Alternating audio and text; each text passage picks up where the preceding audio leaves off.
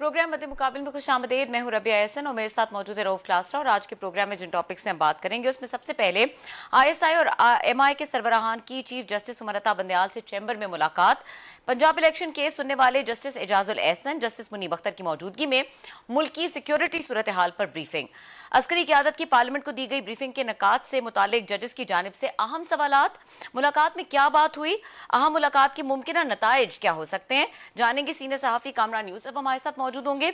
इसके अलावा बात करेंगे रहीम यार खान कच्चा के इलाके में पुलिस का गैंग्स के खिलाफ ग्रैंड ऑपरेशन, 11,000 से ज्यादा पुलिस एहलकार ऑपरेशन में शरीक, बड़े गैंग्स के खिलाफ ऑपरेशन की नाकामी में बड़े सरदारों के मुलव्विस होने का इंकशाफ, हर साल ऑपरेशन के जरिए सरदार कैसे माल बनाते हैं, गैंग्स के खत्म न होने की असल वजूहात क्या हैं, मुल्तान के सीनियर सहाफ़ी जफर आहिर हमारे साथ मौजूद होंगे, उनसे तफसीलात जानेंगे। हमारे साथ कामरान यूसुफ साहब मौजूद हैं, सीनियर सहाफ़ी, उनको वेलकम करेंगे शो पे। अस्सलाम वालेकुम कामरान साहब। जी अस्सलाम वालेकुम जी। अच्छा कामरान साहब, इम्पोर्टेंट एक मुलाकात है जो चीफ जस्टिस उमरता बंदयाल के साथ आर्मी जर्नल्स की हुई और जिस तरह उन्होंने सिक्योरिटी मामलात में उनको ब्रीफ किया, क्या ब्रीफिंग दी गई, कुछ उसकी इनसाइड स्टोरीज आपके पास मौजूद हैं? सबसे पहले तो एक यहाँ पे वजाहत करना जरूरी है कि पहले शायद ये खबर आई थी कि DGISI और DGMI, जो मेरी मालूमात है वो DGISI और DGMO थे, DGMI नहीं थे। और अच्छा। उनके साथ डिफेंस सेक्रेटरी और अटॉर्नी जनरल जो है वो इसमें मौजूद थे। और इसमें जो लेटेस्ट डेवलपमेंट है, इवन बाकायदा तौर पर अब तो जो वजीर दिफा है ख्वाजा आसिफ, इन्होंने इस बात की तस्दीक की है और वो ये कह रहे हैं कि इसका मकसद जो चीफ जस्टिस हैं और उनके साथ जो बाकी दो जज साहिबान थे उनको सिक्योरिटी के हवाले से ब्रीफिंग देना है। जो मेरी मालूमात है, जो क्रक्स है ये तो मुलाकात को 3 घंटे जारी रही। जो क्रक्स है वो ये क्रक्स है कि फौज जो है पंजाब के अंदर 14 मई को जो इंतखाबात होने हैं और सुप्रीम कोर्ट इस बात पे मुसिर है, उसके लिए उन्होंने वाज़े तौर पर कहा है कि वो जो ट्रुप्स हैं वो प्रोवाइड नहीं कर सकते। और उसमें उन्होंने जो मौक़िफ़ इख्तियार किया, एक जो मुल्क के अंदर दहशतगर्दी की नई लहर है, अभी जो नेशनल सिक्योरिटी कमेटी ने फैसला किया कि जो ऑन गोइंग ऑपरेशन है इसको एक्सपेंड करना है। और दूसरा उसकी ऑपरेशनल वजूहात भी उन्होंने बताई। उन्होंने कहा कि अगर अभी पंजाब के अंदर इलेक्शन होंगे, फिर ट्रुप्स चाहिए, फिर कुछ दिनों के बाद KP में इंतखाबात होंगे, उसके लिए फिर इलेक्शन कमीशन हमें कहेगा कि हमें फौजी जवान चाहिए, फिर कुछ माह के अंदर कौमी असम्बली के और बाकी 2 सूबे हैं वहां पे इंतखाबात होने हैं।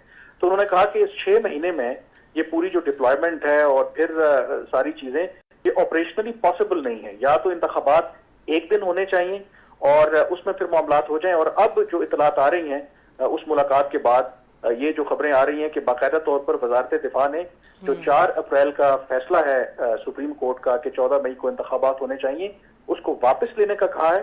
और ये कहा है कि पूरे मुल्क में जो इंतखाबात हैं वो एक दिन होने चाहिए और जब कौमी असम्बली, सिंध और बलूचिस्तान असम्बली की मुद्दत पूरी हो जाए तो तब होने चाहिए। तो काफी आई थिंक गैर मामूली लास्ट जो 24 आवर्स हैं इस हवाले से रहे। अब बॉल जो है मेरे ख्याल में चीफ जस्टिस की कोर्ट में है कि वो क्या फैसला करते हैं। अच्छा कामरान, आपने बड़ा इंपॉर्टेंट चीज़ें बताई हैं। ये कभी कोई इस तरह की प्रेसिडेंट पहले मौजूद है कि DGISI या DGMO या दीगर वो टॉप के इस मिलिट्री कमांडर्स वगैरह जो हों, सेक्रेटरी डिफेंस, वो जाके मिले हों चीफ जस्टिस साहब से और उस दिन मिले हों जिस दिन उन्होंने बैठ के उस सुप्रीम कोर्ट के आर्डर्स जो हैं जिनकी हुकूमत नहीं मान रही उस पर उन्होंने कोई प्रोसीडिंग करनी होंगी। एक तो इस पर डालिएगा कोई ऐसी प्रेसिडेंट पहले मौजूद है, नंबर 1। दूसरा जो थोड़ी कन्फ्यूजन है कि ये जो मुलाकात हुई है, ब्रीफिंग हुई है, तो चीफ जस्टिस साहब ने उनको इनवाइट किया था कि आप हैं मुझे ब्रीफ करें, या हमारे मिलिट्री कमांडर्स की तरफ से उनको रिक्वेस्ट की गई थी कि सर हम आना चाहते हैं और आपको जो मेन इश्यूज हैं आपके अगेन उसमें एरियाज में क्योंकि कंसर्निंग आर्मी है तो हम आपको ब्रीफ करना चाहते हैं। इस पे क्या मतलब है कि इन्विटेशन थी या वो खुद ब्रीफ करने आए हैं? सर देखें, 2 चीजें जो कह रहे हैं कि इस तरह की मुलाकात या ब्रीफिंग होना ISI के सरबराह की, वो भी चीफ जस्टिस के चेंबर में, कम अज कम मेरी जहां तक यादाश्त है ये मेरे ख्याल में गैर मामूली वाक़या है। और मुलाकातें आपको भी पता है कि जजेस के साथ ISI के सरबराहान और चीफ जस्टिस की होती रही हैं, लेकिन वो सेफ हाउसेज में खुफिया मुलाकातें जिसका कभी ऐसा तस्करा नहीं होता। दूसरी बात कि ये मुलाकात किसके कहने पे हुई है, टू बी वेरी ऑनेस्ट इसके हवाले से भी मुतज़ाद इत्तलात हैं। एक इत्तला ये है कि बाकायदा तौर पर जो चीफ जस्टिस हैं उन्होंने इनको दावत दी कि आप हमें सिक्योरिटी के हवाले से ब्रीफ करें। दूसरा ये था क्योंकि आज इलेक्शन कमीशन ने कंप्लायंस रिपोर्ट सबमिट करवानी थी और उसमें सिक्योरिटी के हवाले से भी उन्होंने डिटेल शेयर करनी थी। एक व्यू ये है कि बजाय इसके कि जो पाकिस्तान की अस्करी क़यादत है उन्होंने कहा कि हमारा जो मौकफ है वो इलेक्शन कमीशन के थ्रू जाए, और जो पहले भी हमने दिया था और वो सुप्रीम कोर्ट को समझ ना आए, तो बेहतर ये है कि उनके सामने फेस टू फेस पूरी उनको एक ब्रीफिंग दी जाए कि इस वक्त सिक्योरिटी की क्या सूरत हाल है। जो भी सूरत हाल है, आई थिंक इसके अंदर कई सवालात ने जन्म जरूर लिया है कि अगर तो ये चीफ जस्टिस ने इनको बुलाया था तो कम से कम उसकी कोई प्रेस रिलीज आनी चाहिए थी, या बाद में जब ऑर्डर आएगा क्या उसमें उसका तस्करा होगा, कोई उसका मेरे ख्याल में जिक्र नहीं है। तो ये काफी आई थिंक ये गैर मामूली एक वाकया है मेरी नजर में, और इसीलिए जो इसके बाद अब चीफ जस्टिस का जो अगला मूव होगा शायद उसका बहुत गहरा ताल्लुक होगा ये 3 घंटे जो तवील मुलाकात रही। और मेरा ख्याल है कि जो हमारे तहरीक इंसाफ के भाई हैं वो तो बड़ा क्लोजली इस चीज को देख रहे हैं, उनके लिए शायद। अच्छा कामरान, आपने बड़ा अच्छा इंतहाई इंपॉर्टेंट सवालात भी उठाए हैं। आप समझते नहीं है कि इस तरह की मीटिंग करके हमारे मिलिट्री कमांडर्स जो हैं उन्होंने अगर बंदियाल साहब के लिए मुश्किलात पैदा कर दी हैं कि अब वो अगर उनको अप्रिशिएट भी करते हैं, जेन्युइन कंसर्न हो सकते हैं, जेन्युइनली अप्रिशिएट करते हैं कि जो आप चीज़ें बता रहे हैं वही हैं कि सिक्योरिटी नहीं दे सकते, ट्रूथ मूवमेंट है, एक दिन इलेक्शन होने चाहिए, फेयर इनफ।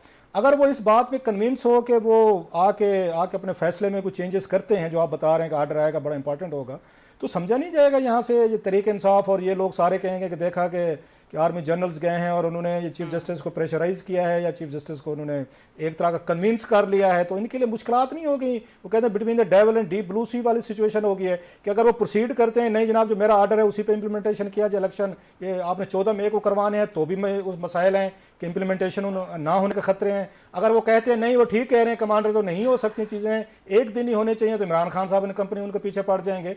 तो ये तो मेरा ख्याल है उसमें बंदियाल साहब तो बड़ी मुश्किल में फंस गए हैं सर। ना सिर्फ मुश्किल में फंस गए, मेरे ख्याल में तो वो बंद गली में चले गए हैं।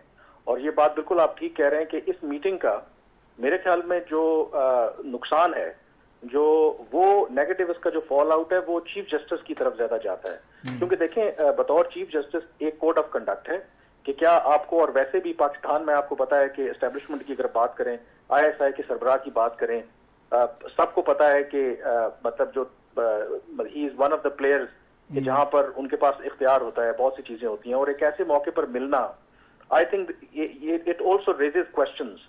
चीफ जस्टिस एक तरफ आइन की बालादस्ती की बात करते हैं और वो मिले हैं, और सबसे इंपॉर्टेंट बात है मिलने में अगर कोई हर्ज भी नहीं है तो कम से कम उसकी एक प्रेस रिलीज अगर आ जाती कि इस वजह से अगर वो आए हैं या उनको बुलाया गया है, लेट्स सी के एक मुमकिन नहीं था। एक और भी एक सिनेरियो हो सकता था जिससे मुश्किल में वो आए हैं। मेरा ख्याल है, मैं I am feeling a bit sympathetic to chief justice of Pakistan के उनके लिए मुश्किल हो गया दोनों साइड्स को देखना, क्या करें, किधर जाएं, कि एक तरफ फैसला दे चुके हैं, अगर उसको रिवर्स करते हैं तो समझा जाएगा दबाव का शिकार हो गए हैं, उन्होंने सही नहीं किया। तो ये मुमकिन नहीं था उनके लिए कि वो डायरेक्ट फिर अगर ये आके ब्रीफ करना भी चाहते थे तो उनको कोर्ट में बुला लिया जाता कि आप आएँ और अपना पॉइंट ऑफ व्यू जो है सबके सामने पेश करें, जिसमें मीडिया भी बैठा है, जिसमें वकील भी हैं, पार्टीज भी हैं, ताकि किसी को ये ना होता, और वो आके इंडिपेंडेंटली अपना फैसला भी कर सकते थे, प्रोसीड भी करते।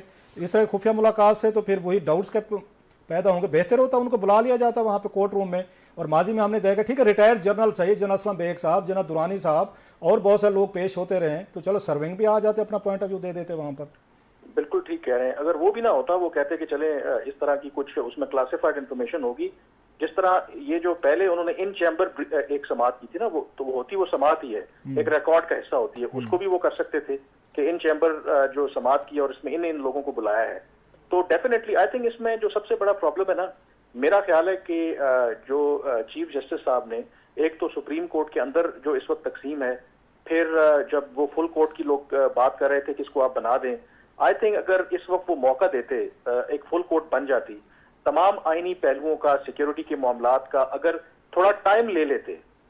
देखें ये जो सिक्योरिटी की रिपोर्ट है, डिफेंस सेक्रेटरी ने पहले भी रिपोर्ट जो सबमिट करवाई थी, उसको उस वक्त उन्होंने नजरअंदाज कर दिया था चीफ जस्टिस ने, और जो फैसला उन्होंने दिया।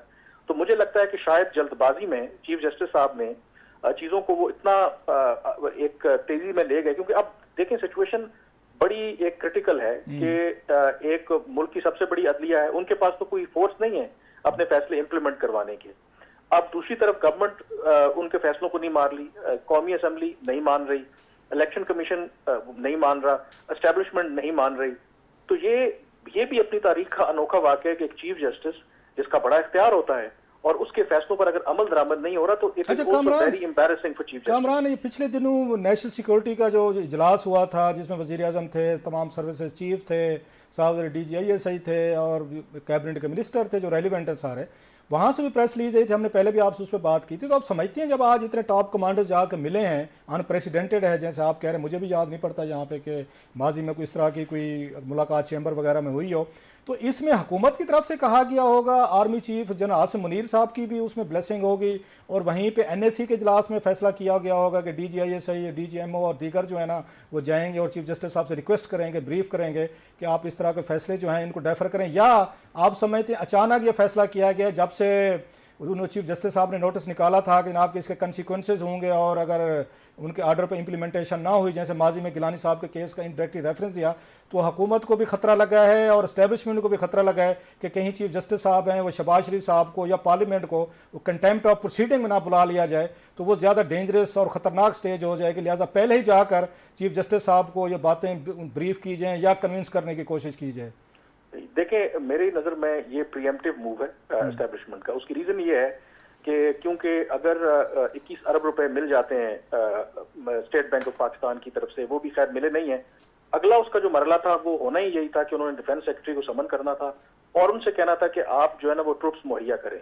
और जो एस्टेब्लिशमेंट है, जो फौज है, वो इस ऑकवर्ड सिचुएशन से बचना चाहती थी, क्योंकि अगर वो उस तरह से डिफाई करते, एक कोर्ट का ऑर्डर होता, तो फिर यकीनी तौर पर जो असली क़यादत है उनके लिए भी सिचुएशन मुश्किल हो जाती।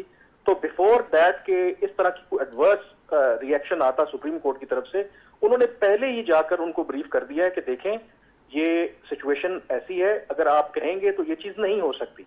और दूसरा जो आपने उसका पहलू, ये बिल्कुल बात मेरे ख्याल में, क्योंकि जो सुप्रीम कोर्ट है, जो लड़ाई सुप्रीम कोर्ट और गवर्नमेंट के दरमियान चल रही है, चीफ जस्टिस के दरमियान, वो जितनी भी करारदादें पास करते रहे, जितने बिल पास करते रहे, तो उसको ये भी एक हकीकत है कि हमारी जो सुप्रीम कोर्ट है या चीफ जस्टिस हैं, वो सुप्रीम कोर्ट को बड़ा सीरियस नहीं लेते। और जो मैं अगर डॉट्स कनेक्ट करूं तो ये पॉसिबल है कि ये फिर प्राइम मिनिस्टर ने कहा होगा कि बेहतर है कि आप अपने बंदे भेजें, हमारी बात तो वो चीफ जस्टिस साहब नहीं सुन रहे, आप उन्हें बताएं। और आपको पता है कि फिर वही वाली बात है कि मुंह देख के फिर लोग वो समझते हैं। बल्कि मुझे तो कोई ये कह रहा था कि जब उन्होंने कोई ब्रीफिंग दी चीफ जस्टिस साहब को, तो उसमें उन्होंने कहा कि ये बातें तो हमें इससे पहले किसी ने नहीं बताई जो आपने अभी बताई हैं, अगर आपने पहले बताई होती तो शायद हमारा डिसीजन कुछ और होता। तो ये तो हमारी हालत है कि मतलब ये है कि हमारे यहाँ जो चीफ जस्टिस हो या पॉलिटिशियन हो या जर्नलिस्ट हो, सामने अगर ISI का सरबराह बैठा हो तो आपको पता है कि फिर वही वाली बात है, हम समझते हैं कि वो बड़ी, जैसे अभी हमने कहा, मैं आई वुड से अगेन कि फीलिंग सिंपैथेटिक जिस सिचुएशन में चीफ जस्टिस साहब फंस गए, मुझे अब मेरी हमदर्दी उन्हीं के साथ है इस वक्त, लेकिन उन्होंने क्यों ये फैसला किया होगा कि चले खुफिया मिल लेते हैं या इसको रिपोर्ट नहीं किया जाओ। उन्हें पता नहीं होगा कि इस तरह की जब मिलिट्री कमांडर्स आएंगे, इतनी बड़ी अगर सुप्रीम कोर्ट की अपनी भी एस्टेब्लिशमेंट है, स्टाफ है, लोग हैं, कहीं ना कहीं से खबर निकल ही जाएगी। सो ये रिस्क जो उन्होंने लिया कि इसको रिपोर्ट नहीं किया और उससे सोर्सेज से खबर निकली है, ये तो अपनी तरफ जो भी उन्होंने फैसला किया। अब वो क्या करेंगे, आपका क्या ख्याल है कि विच वे अगेन वो कहते हैं ही विल स्विंग, एक इधर एस्टेब्लिशमेंट की बात मानते हैं, जैसे मैंने कहा वो फंसते हैं, नहीं मानते तो फंसते हैं। इमरान खान साहब उधर से वो चुप करके आंखें लगा के देख रहे होंगे कि जनाब चीफ जस्टिस साहब क्या करते हैं इस खबर के बाद। सो आपकी क्या रीडिंग है, वो क्या करेंगे, पीछे हटेंगे या ही विल प्रोसीड कि नहीं ठीक है कि जनाब हम तो करेंगे?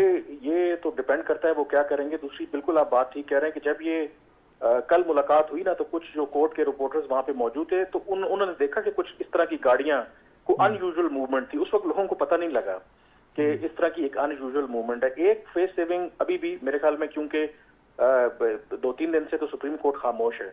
अगर कोई ये इलेक्शन कमीशन ने जो जवाब दिया है, जो डिफेंस मिनिस्ट्री ने जवाब दिया है, उसके ऊपर अगर कोई ऑर्डर आता है तो देयर इज अ पॉसिबिलिटी कि उसके अंदर हो सकता है कि वो मेंशन कर दें कि हमने इनको बुलाया था, जिसमें ISI के सरबराह भी आए थे, उन्होंने भी हमें ब्रीफ किया है, ताकि वो थोड़ी सी कंफ्यूजन दूर हो जाए कि ये कोई खुफिया मुलाकात नहीं थी, कि हमने उन्हें खुद बुलाया था।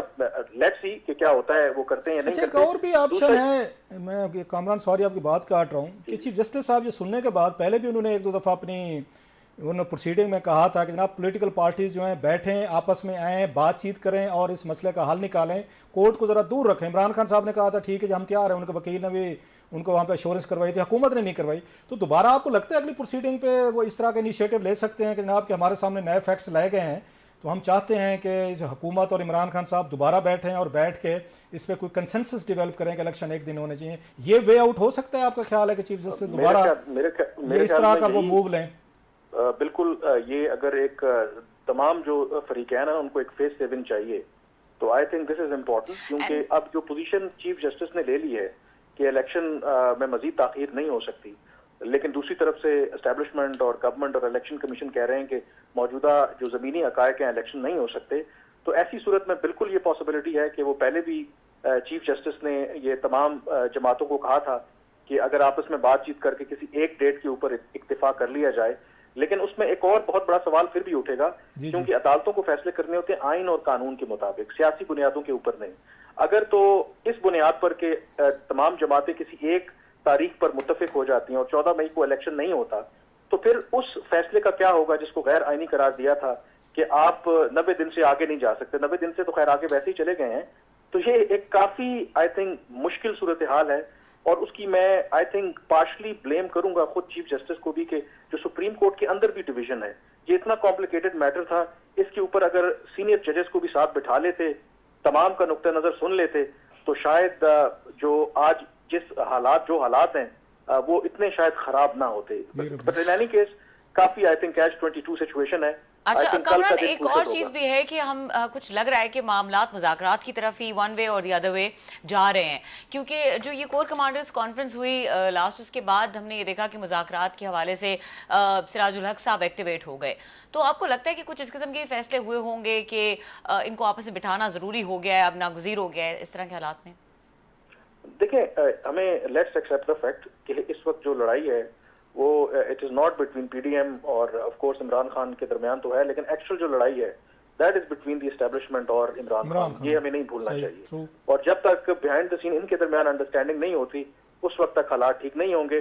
बट एज ऑफ नाउ मुझे तो कम अज कम नहीं लगता कि इमरान खान और एस्टेब्लिशमेंट के दरमियान जो मौजूदा है कोई patch up in the near future होते नजर आ रहा है। पाकिस्तान में कुछ भी हो सकता है, और इसी वजह से आई थिंक सिक्योरिटी की वजूहात हो, फंड्स की कमी की बात हो, असल वजह यह है कि जो मौजूदा हालात हैं, क्योंकि एस्टेब्लिशमेंट और इमरान खान की इस वक्त जो ट्रस्ट डेफिसिट है इतना ह्यूज है कि वो जब तक ट्रस्ट डेफिसिट कम नहीं होता खत्म, तो मेरा ख्याल होना लगता है अभी मुश्किल है, कम नहीं होता उस वक्त तक शायद इलेक्शन हो सकता है कि ना हो। अच्छा, लास्ट क्वेश्चन सर, अभी पिछले दिनों एक सोशल मीडिया पे खबरें चलना शुरू हो गई कि शायद वहाँ पे उस जजेस कॉलोनी में कोई आपस में दो सीनियर जजेस की कोई वहाँ पे कोई तलख कलामी हुई, वो सारा सोशल मीडिया पे चला। उस पर फौरी तौर पर हमने देखा सुप्रीम कोर्ट की तरफ से एक प्रेस रिलीज जारी किया गया और डिनाई किया गया गलत चीज़ों के।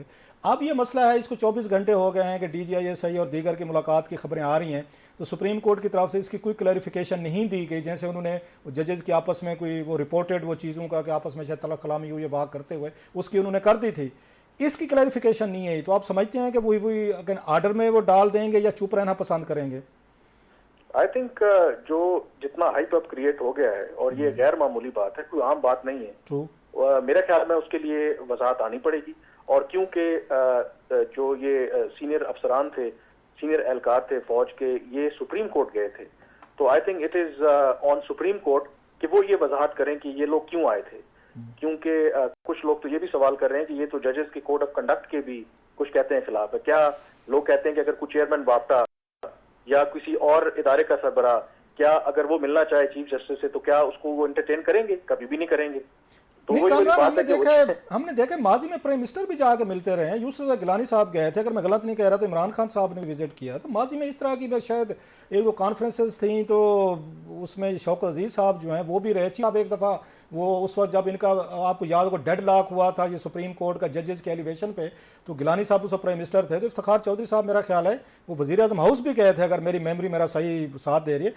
सो इस तरह का इंटरेक्शन तो पॉलिटिशियन में या टॉप पे जो बैठे अहदेदार हैं तो ये तो रहता है, ताकि कहीं पे कोई डेड लॉक है, ब्रीफ करना है सिचुएशन के, आपने डेड लॉक तोड़ना है तो गुफ्तगू कर ली जाए।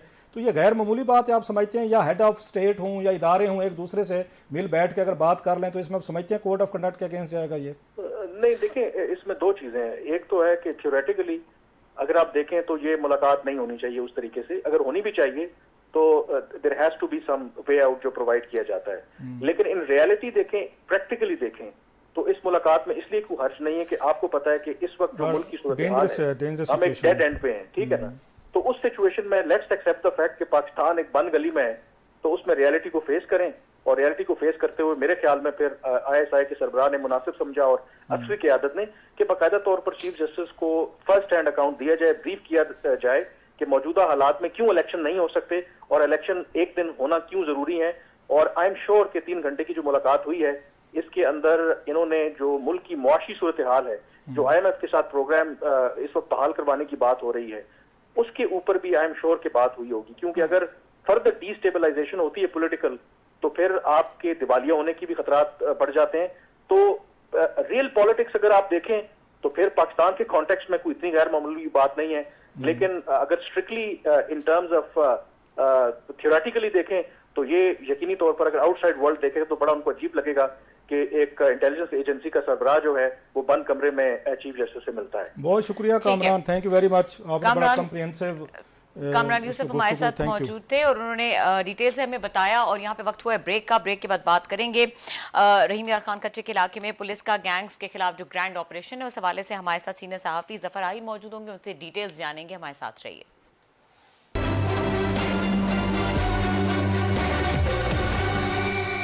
Welcome back. और हमारे साथ मौजूद है सीनियर सहाफ़ी ज़फ़र आहिर साहब, इनसे हम गुफ्तगू को आगे बढ़ाएंगे। ज़फ़र साहब, जिस तरह से मैंने पहले भी ब्रेक से पहले जिक्र किया कि हम जो कच्चे के इलाके में ग्रैंड ऑपरेशन जारी है उसके ऊपर बात करेंगे।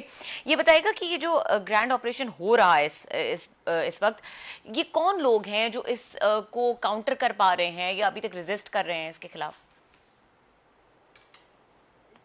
जो कच्चे का इलाका है ये पंजाब के 2 अजला रहीम यार खान और राजनपुर और सिंध का जिला कश्मीर जो है मुश्तमिल है, जहाँ पे ऑपरेशन हो रहा है। ये बेसिकली दरिया सिंध का इलाका है और दरिया सिंध का वो इलाका है जहाँ पर सैलाब के दिनों में बहुत ज्यादा पानी आ जाता है और फिर पानी जब उतर जाता है तो कुछ ऐसी जगह होती है जो जिनकी जमीन से सतह जो बुलंद होती जगह जो होती है वहाँ पर वो पानी उतर जाता है, जो उसके इर्द गिर्द इलाके नशेबी इलाके तो वहाँ पानी खड़ा रहता है। और दरिया के पानी की वजह से वहाँ पर बहुत से जंगलात खुद पौधे पैदा हो जाते हैं, जंगली घास पैदा हो जाती है और दरख्त पैदा हो जाते हैं, तो वहाँ पर ये बड़ी उनके लिए जन्नत बन जाती है और लोग जो क्रिमिनल होते हैं वहाँ जाकर पनाह रहते हैं। तो यहाँ पर इस तवील अरसे से जो है वो ऐसे लोग मौजूद है जो मुख्तलिफ वारदातों में मुलव्वस है। इनमें मजहबी तंजीमों के लोग भी हैं, इनमें वो लोग भी हैं जो बलूचिस्तान में शरंगेजों में मुलव्वस हैं और इसमें वो लोग भी हैं जो अगवा बर तवान के वारदातों में मुलव्वस हैं।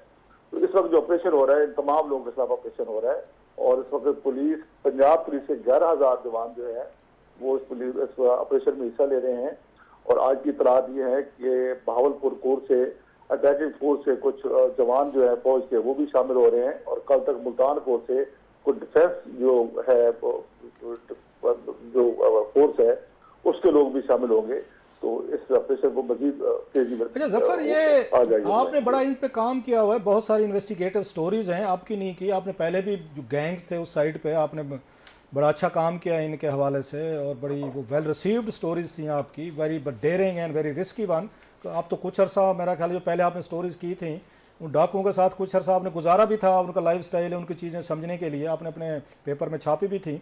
ये मतलब इनकी कितनी तादाद होगी? हर दफ़ा हम देखते हैं कि ये कोई तीसरा चौथा ऑपरेशन है जो मैं अब मेरी लिविंग मेमोरी में है। हर दफ़ा पुलिस आती है, हर दफ़ा उसके बाद फौज आती है, फिर एलिमिनेट किया जाता है, फिर नए डाकू पैदा हो जाते हैं, फिर वो शुरू हो जाते हैं। तो इनकी कितनी तादाद होगी? जितना बता रहे हैं कि 11,000 अगर वहाँ पर पुलिस है फिर फौजी भी आ रहे हैं, ये कोई मतलब हज़ारों की तादाद में डाकू हैं वहाँ पर जिनके लिए इतनी बड़ी फोर्स आपको चाहिए सर? रोक साहब ये एक बड़ी लंबी कहानी है सर। यहाँ पर ये जो कुछ जरा मुख्तसर करके अगर सुना दें तो people would be interesting sir. आज ये जो बेट का इलाका है, दरिया का इलाका जो है, ये पहले तो जब दरिया तालाब में पानी होता था तो ये इसकी रेंज मुजफ्फरगढ़ से शुरू हो जाती थी और फिर ये मुजफ्फरगढ़ गाजी खां के इलाकों में शामिल होता हुआ कश्मीर तक चला जाता था। तो अब चूंकि तालाब में पानी नहीं है तो ये सारा जो सारे के सारे डाकू है उस इलाके में इकट्ठे हो गए हैं। पहले यहाँ पे बोसर गैंग होता था, तारकी का गैंग होता था, यहाँ पर भंड गैंग होता था, बहुत से गैंग होते थे जो बेट के इलाके में वारदातें करते थे। लेकिन पहले इनकी वारदातें लोगों लूटने तक महदूद थी, फिर इन लोगों ने अगवा पर एतमान का काम शुरू कर दिया और ये उनके लिए बड़ा आसान अदब होता था कि किसी भी ऐसे आदमी को जो कारोबारी हो या मालदार हो उस इलाके में रहता उसको जाकर रात को अगवा कर लेते थे, तो उसके बाद ले जाते थे और उसकी फैमिली से बार्गेन करके उससे पैसे ले लेते थे। काम बढ़ता गया, इस काम में बोसा गैंग बहुत मशहूर हुआ। तो मैं बोसा गैंग से मिलने गया था, तो वहाँ उनके जो जफरी बोसर था उनका सरदार, में उससे मिला था, तारकी बोसर से मैं मिला था, और वहाँ पर उसमें लुत्कानी गैंग भी था जिन्होंने पार्कों के लोग उठाए हुए थे, अगवा किए थे, मैं उनसे भी मिला था। और वहाँ पर जो उस वक्त जो असले का सबसे बड़ा स्मगलर मुरीदा नौकारी था, जो डाकों का चीफ भी कहलाता था, मैं उससे भी मिला था। मैं उस वक्त गया था तो दरिया सिंध के इलाकों में पानी बहुत ज्यादा था, तो इन लोगों ने कोई सुलेमान के इलाकों में पनाह ले रखी थी। तो इनकी अपनी दास्तान होती है। बेसिकली तो ये कहते थे कि हम पुलिस के सताए हुए हैं, कि पुलिस से हमारे साथ बड़ी ज्यादतियां की हैं और हम छोटे छोटे चोर थे।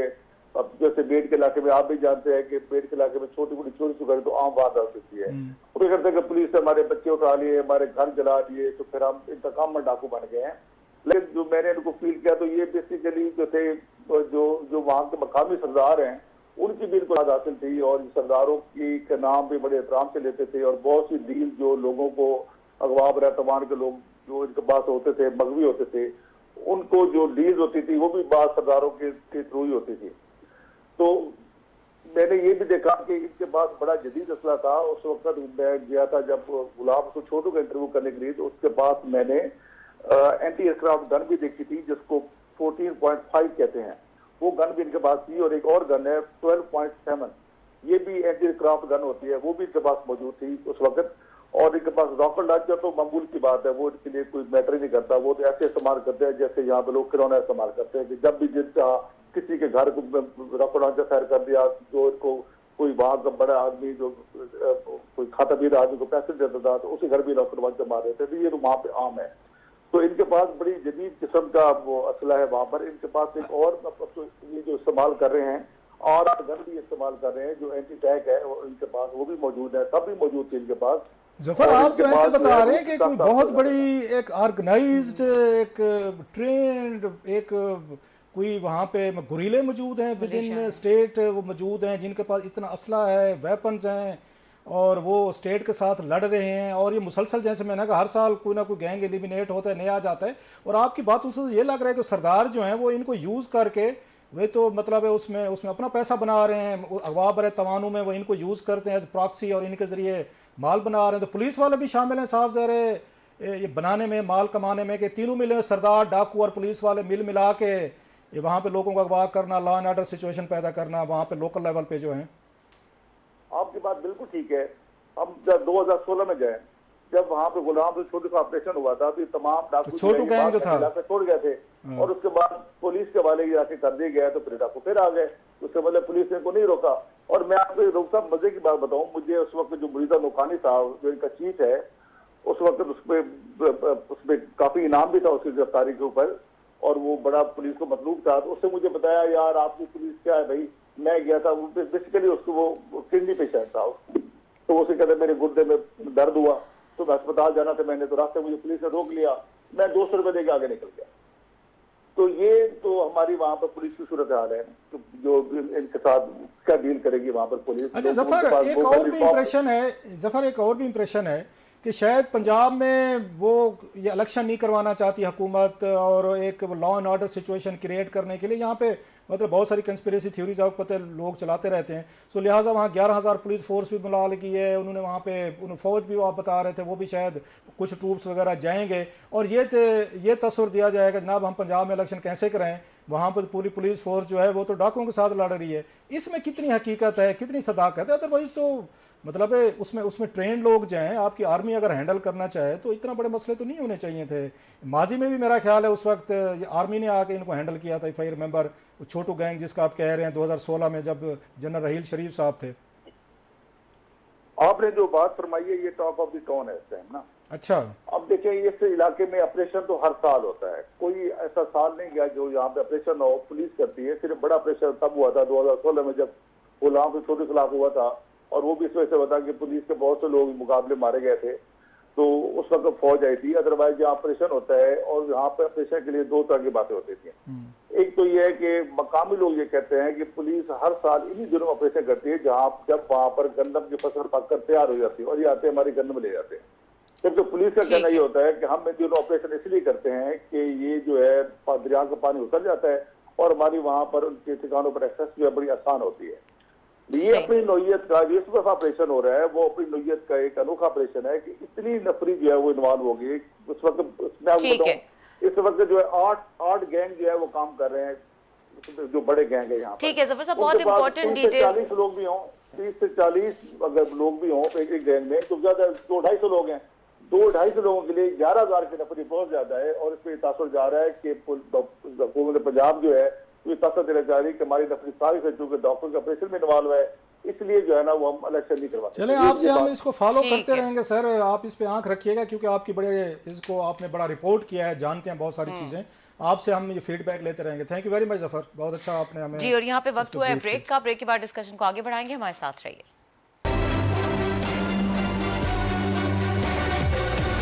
Welcome back. क्लासेस साहब, योर कमेंट, ये तमाम तरी जो ग्रैंड ऑपरेशन कच्चे के इलाके से और जो लास्ट में बात की उन्होंने जफर आहिर साहब ने कि ये ऐसा तासुर दिया जा रहा है। जफर आहिर साहब जो है बड़े इंतहाई पुराने और सीजन जर्नलिस्ट हैं, 1992 से ये जर्नलिज्म कर रहे हैं और बड़ी अच्छी बिग स्टोरीज इनके क्रेडिट पे हैं। बड़ा इन्होंने, जैसे मैंने कहा बोसन गैंग जो था ये उसमें जाकर कुछ दिन रहे थे, बहुत कम होता है किसी और जब अगवा बरे तवान की बड़ी कॉमन सी चीज़ें थी तो हमने अखबार के लिए बड़ी इन्वेस्टिगेटिव स्टोरीज की थी, उनके साथ दिन में रहे थे। तो बल्कि हम हंसते हुए ना दोस्त यार मजाक करते होते थे इनसे, क्योंकि हमारे उस यूनिवर्सिटी फेलो हैं ये जफर आहिर साहब, हम इकट्ठे थे वहाँ पे एंड गुड जर्नलिस्ट। तो हम हंसते हुए यार दोस्त कहते, शकील अंजुम है और भी हैं, कि भाई साहब उनके फोटो तस्वीरें हैं ना उनके साथ छापियाँ, अगर मैं कि इनमें से गैंग लीडर कौन है, मैंने कहा उसके ज़रा हाथ रख लें। जफर को हमने कहा कि जफर की ना कोई 6.25 फुट के करीब उसका कद है माशाल्लाह, अगेन वेरी हैंडसम मैन। तो हम ये कहते होते थे सर इनमें से गैंगस्टर कौन है, मजाक में हम जफर को उसको छेड़ते होते थे। बहरहाल उन्होंने ये बातें की बड़ी अहम है और जफर से बेहतर कोई अथॉरिटी नहीं है इन इश्यूज पे बात करने के लिए कि 11,000 आपने वहाँ पे पुलिस फोर्स आपने मूव कर ली है और पूरे मुल्क पूरी दुनिया में मतलब हम तमाशा बनते हैं अपने टेम्परेरी गेन्स के लिए। इलेक्शन नहीं करवाने आपके पास 1,000 और रीजन हो सकती हैं, आप अपने मुल्क को क्यों बदनाम कर रहे हैं। एक तरफ सिंध में आप देखें वहाँ कच्चे के डाकू हैं, वो जो उन्होंने हॉस्टल किया है पुलिस को, इधर पंजाब में है ये आपने किया हुआ है। सो ये रियासत है, ये हम अपने आप को बढ़ते हैं मार 200-250 लोगों के लिए पूरी दुनिया में बदनामी कराते हैं, पूरी दुनिया में ये करते हैं। उनको हैंडल करना, उनको अगर आप ऑपरेशन करें या उनकी ग्रीवेंसेस जो हैं कुछ वो सुन लें कि कौन से आपके मसले। तालिबान से आप अगर मुज़ाकरात कर सकते हैं, अफगानिस्तान से उनको वापस आकर सेटल कर सकते हैं, तो इन लोगों को साथ भी बैठ के देखें। जफर ने बातें की कि वो कहते हैं पुलिस ने हमें यहाँ पे डाकू बनाया, हमारी जमीनें छीन लेते हैं, आगे कब्जा करते हैं, हमारी आके जो है वो उठा कर ले जाते हैं। कोई खुशी से तो डाकू नहीं बनता।